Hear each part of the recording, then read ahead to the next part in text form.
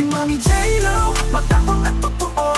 Sa bawat hakbang lagi siyang sigurado. Hakaman pero may pusong handang tumulong. Kahit sa malayo damang-damang mo ang kanyang pagmamahal at tulong.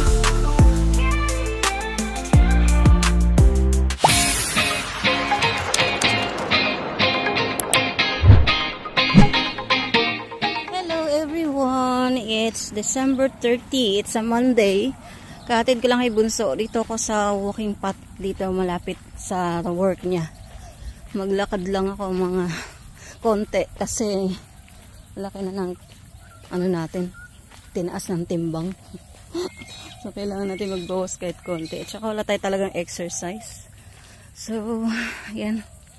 Exercise muna tayo. Ayan. So, kamusta ang ating mga Christmas? Kamusta ang Christmas nating lahat?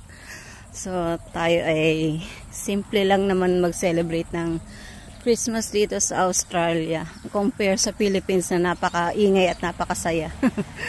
So, hopefully, makauwi tayo and makita ko lang pamilya ko ulit. Kasi, iba pag nakikita mo sila. Iba sa pakiramdam, masaya.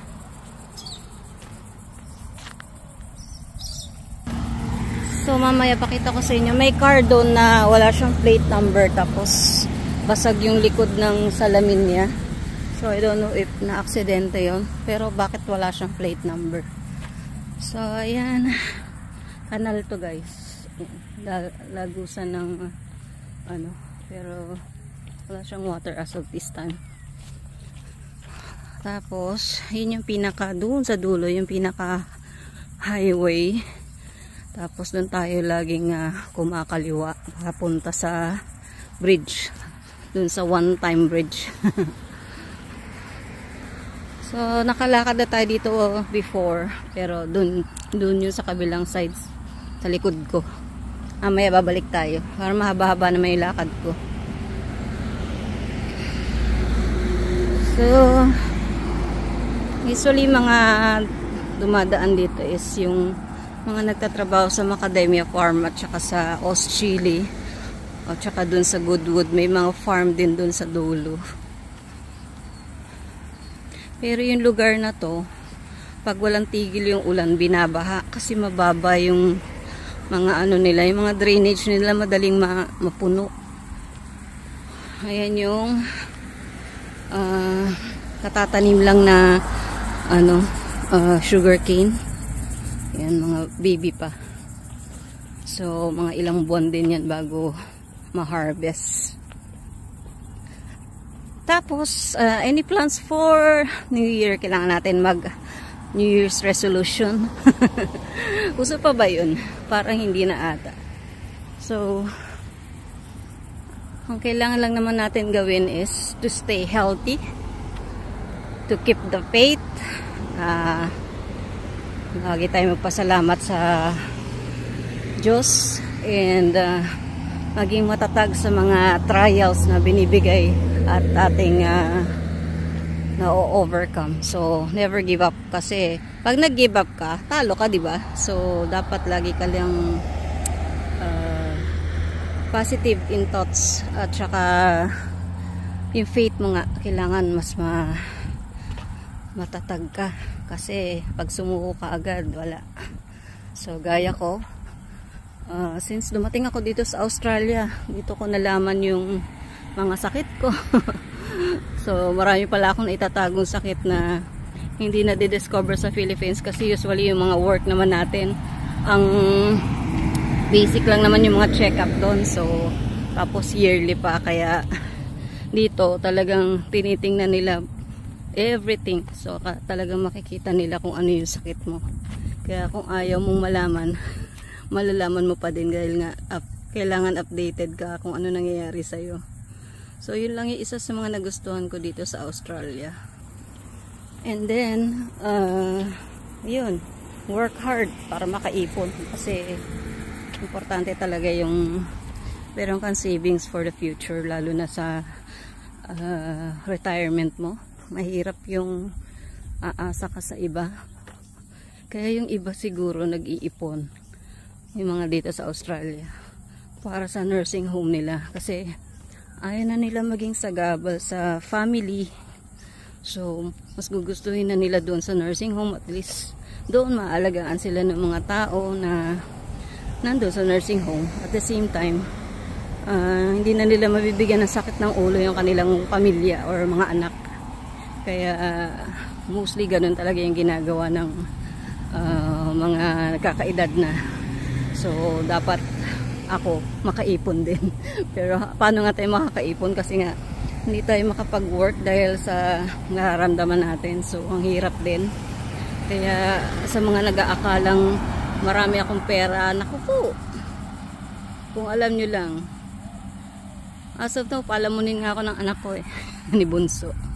Kasi talagang siya yung nagpo-provide ngayon dahil wala talaga akong kapera-pera dahil yung pension ni Habi, hindi naman yun malaki. Sapat lang yun sa mga bills. So, kung meron mang extra is magpapasalamat ka talaga kasi bibigyan ka niya ng pang grocery, pang shopping, pero above all, wala talaga. So, kailangan talaga mag-work ako. Kasi kung di ako mag-work, wala akong extra. Kaya before nung nag-work ako, marami akong natutulungan. Marami akong napapadala na kung ano-anong bagay, lalo na sa pamilya ko. Pero ngayon wala. Kasi nga hirap na hindi ka nag-work, wala kang sariling pera. So, sana naiintindihan ng mga taong lumalapit sa akin. Mostly ngayon kasi, pag may pera ako, or kung kinukuha ko, inaiipon kong mga bottles, pag yun binibenta ko, yun yung ginagamit kong pantulong sa ibang tao. Yun lang yung pinaka-extra ko. Wala akong ibang extra. So, mapalad yung mga nasisharean ko talaga kasi pinipili ko talaga yun. Tsaka pinag-iisipan kong mabuti. So, yun. So, ito yung car na sinasabi ko sa inyo. Ayan. So, wala siyang plate number. Akala ko nga nakapark lang talaga siya dyan. Pero hindi. Ano siya? Sira yung salamin niya. Ayan. So, lalakad pa ako dun sa dulo. So, makikita nyo, wala siyang plate number. Tinanggal na. Pero, hindi pa yan nakita ng pulis kasi wala pa siyang sticker. Pinagbabarila. Ayan, no? Kita nyo. Meron siyang ano ng bala. Tapos, tinadtad sa likod. Ayan, makikita nyo. So, ayan. O, diba? Continue tayo sa lakad natin. So, wala na yung isang car doon. May nakapark din doon na car na ano, na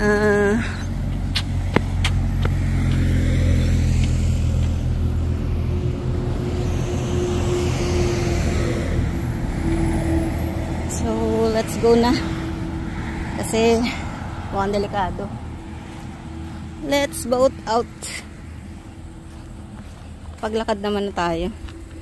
Tama na siguro yun. Kasi takot ako bigla may tinadtad ng baril. So let's go home na.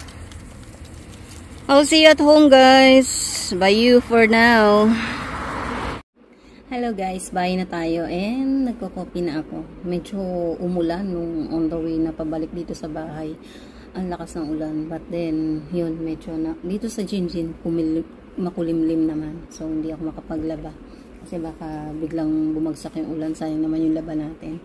So I have my biscuits here. Ito yung vegetarian biscuits, so ito lang yung kinakain kong may gulay.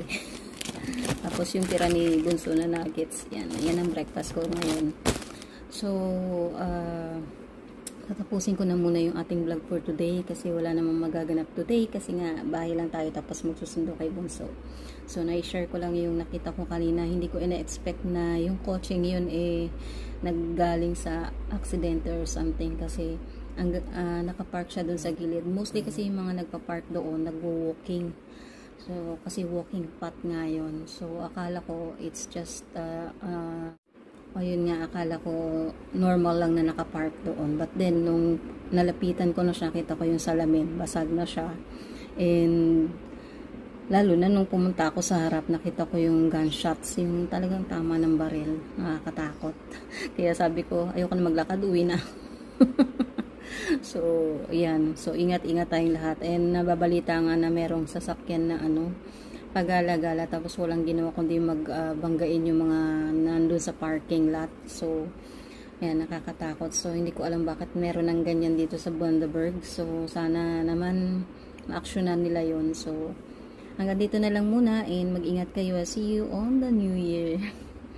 Good luck sa inyo. Happy New Year in advance. I love you. Don't forget to click like and subscribe sa mga bago and then comment below para po mabalikan ko kayo. Bye for now. Thanks for watching.